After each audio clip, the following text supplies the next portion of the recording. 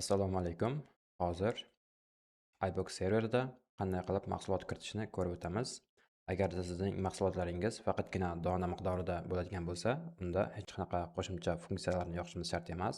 Ammo siz mahsulotingizda qadoqlarni ishlatsangiz yoki qanaqadir seriya raqamli telefonlar bo'lishi mumkin, emaykali mahsulotlar bo'ladigan bo'lsa, unda funksional orqali qo'shimcha funksiyalarimizni yoqib olishimiz kerak bo'ladi.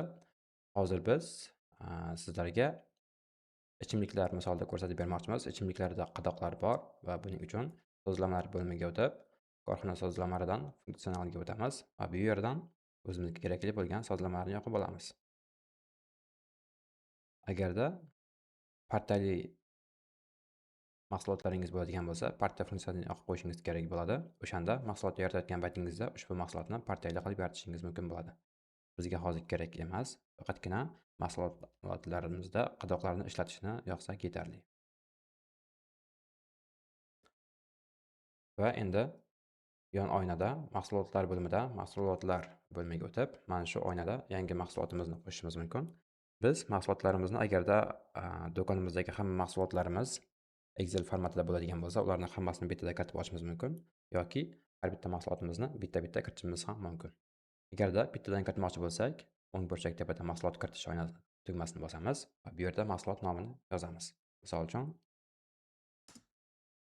Aqua 1 litr deb yozamiz. Bu gazsiz yoki gazli ichimlik bo'lishi mumkin. Mahsulot nomi bizda takrorlanmas bo'lishi kerak. Shu sababli agarda qo'shimcha ma'lumot bo'ladigan bo'lsa, yonidan yozib ketishimiz kerak. 1 litr, misol uchun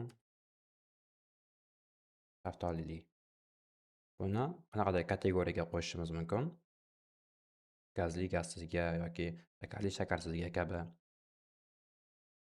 Yoki aynan litr bo'yicha 1 litrlik, 5 litrlik, yarim litr, 1,5 litr kabi standart bu yerda sotish narximizni kiritib ketishimiz mumkin. Sotish narximiz taxminan 8,000 bo'lsin.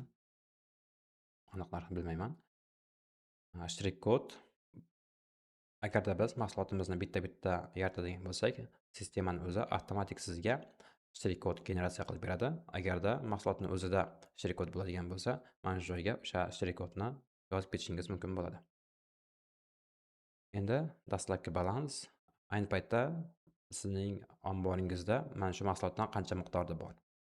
Asosiy omborda 450 dona bo'lsin va uni har birining narxi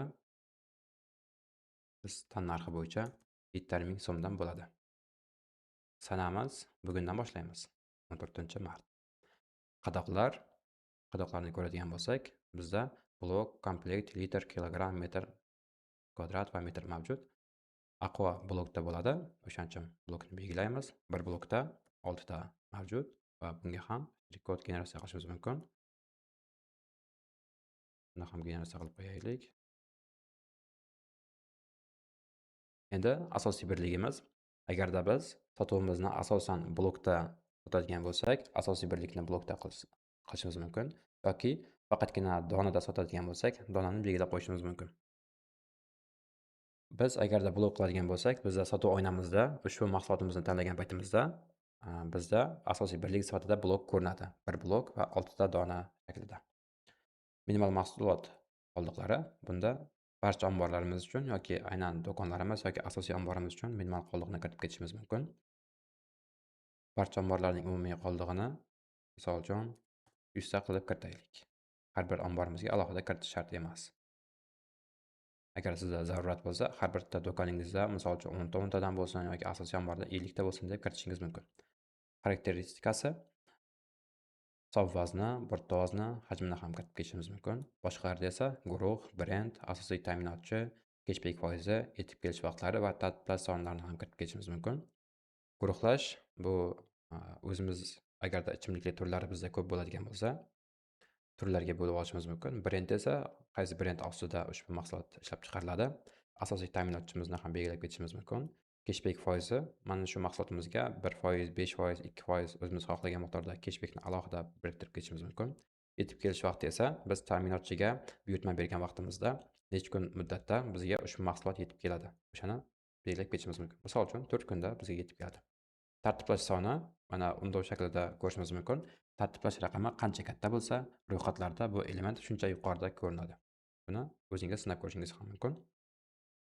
Tarozda o'lchanadigan mahsulot, qoldiqlarni yuritilmaydigan mahsulot, sotish uchun mo'ljallanmagan mahsulot, bularni ham agar zarurat bo'lsa, o'zingiz uchun o'qib olsangiz bo'ladi. Agarda oddiy ichimliklar uchun bularni ishlatishni zarurati yo'q.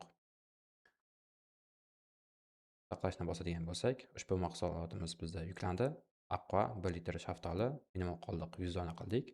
Kategoriyasi yo'q. Omborda 450 dona bor. Bu 75 blokni tashkil etadi. Bir blokda 6 ta donadan bor. Sotish narximiz 8000 so'mdan. Mahsulotni ustiga bosadigan bo'lsak, mahsulot ma'lumoti ochiladi. Mana bir blokda 6 ta dona mavjud. Bu standart narximiz 8000 dan. Asosiy omborimizda 450 dona bor. Hisobotlardan ombor tahlilini ko'radigan bo'lsak, buni tan narxini 7000 so'mdan kiritgan edik va 7000 so'mdan bizda ko'rinyapti 450 dona. Sotish narximiz 8000 dan va xaritasini taxminan 500 so'mdan foyda olishimizni hisoblab qo'yganmiz. Endi mahsulotlarimizni biz donalab emas, Excelda kiritib qo'ygan bo'lsak, ularni hammasini bittada kiritib yuborishimiz ham mumkin. Buning uchun 3 ta nuqtani bosib, o'zimizning kompyuterimizdagi Excel faylini ochib olamiz. Exceldan yuklash, kompyuterdan tanlaymiz. Bozor serverimiz uchun ichimliklar ro'yxati. Buni internetdan yuklab oldim. Taxminan 60 ta ichimliklar mavjud. Bunda mahsulot nomi, turi, hajmi, qadoqda nechta borligi. Excelni ochadigan bo'lsak, bunda qo'shimchalar kiritilgan edi. Brend va boshqa qo'shimchalari. Qaytadan kiramiz. Exceldan yuklash, kompyuterdan tanlaymiz. Va endi brendni belgilashimiz mumkin. Birinchi ustunda turgan ekan. Agarda bu yuklanmagan holatda bo'sh qolsa, ushbu mahsulotlarimizda brend belgilanmaydi. Mahsulot nomi serverdagi nomi bilan bir xil bo'lgani uchun o'zi avtomatik belgilandi. Agar biz tovarnoma deb ruscha yozib qo'ygan bo'lganimizda, buni mahsulot nomiga biriktirib ketishimiz kerak edi. Saqlash birligi donada, kategoriyasi gazli yoki gazsiz, guruhi shakarli yoki shakarsiz bo'lishi mumkin. Gruppa, hajmi 0,5 bo'lishi mumkin yoki uni hajm birligi litrda. Hozircha hajmni kiritib o'tirmaymiz. Qadoqda nechta borligi, bir qadoqda 12 ta bor ekan va qadoq nomi pastroqqa tushadigan bo'lsak, qadoq turi, blok va qadoqda 12 ta bor, 6 ta bor yoki 18 ta bo'lishi mumkin ba'zi mahsulotlarimizda.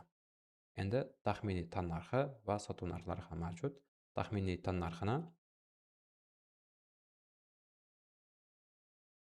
ombor qoldiqlarining kirim narxini belgilab ketishimiz mumkin. Bu asosiy saqlash birligida, asosiy valyutada bo'lishi kerak.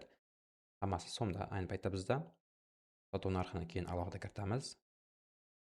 Hammasiga taxminiy shtrix kod bor. Shtrix kod turi va shtrix kod o'zi va shtrix kod turi.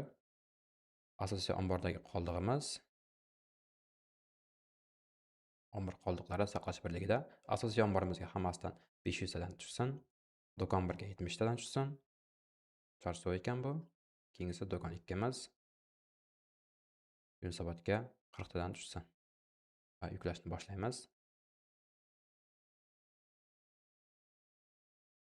Biroz kutamiz. 60 ta ichimliklarimiz ro'yxati bizda yuklandi.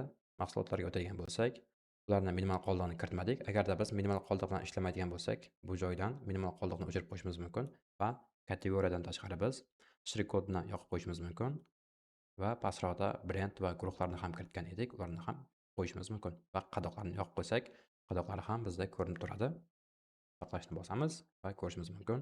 Bizda mana ichimliklarimiz Achanay, muzli choy, Davon Water 1 litrlik, kategoriyasi suv, sharbat, gazli, gazsiz yoki omborda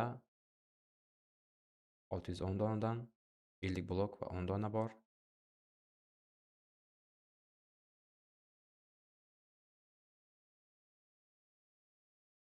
Buni mahsulot ustiga bosadigan bo'lsak, asosiy omborda 500 ta, do'kon 1da 70 ta, do'kon 2da 40 ta mavjud. Bir blokda 12 ta dona mavjud ekan.